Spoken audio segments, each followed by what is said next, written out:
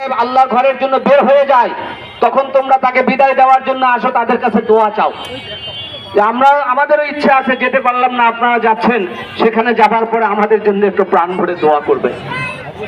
আর আমরা যেনারা যাচ্ছি, ওনারা যেদিন আবার ফিরে আসবেন সেদিনও আপনারা টাইমটা জেনে নেন। ওনারা জুলাই মাসের 2 তারিখ সন্ধ্যার সময় আবার আসে আমইতারা নামবে ইনশাআল্লাহ, আল্লাহ যদি হায়াতে বাঁচিয়ে রাখে, সুস্থ রাখে।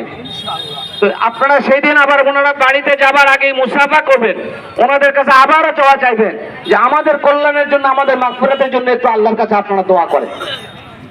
রাসূলের হাদিস, আল্লাহ তাআলা যাওয়া এবং আসা, হাজিকেও ক্ষমা করছেন, উনি যাদের জন্য দোয়া করবে তাদেরকেও ক্ষমা করবে। সুতরাং আমরা দোয়া চেয়ে যদি ক্ষমা পাইতে পারি আল্লাহ তাআলার কাছে, এটা তো আমাদের জন্য বড় সৌভাগ্য।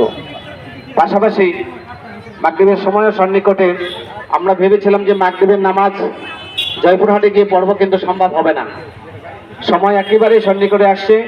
গাড়িতে আমরা মালামাল দিয়ে দেবো, দোয়া এখনই হয়ে যাবে, মাগরিবের নাজানো হয়ে যাবে কিছুক্ষণ পরে।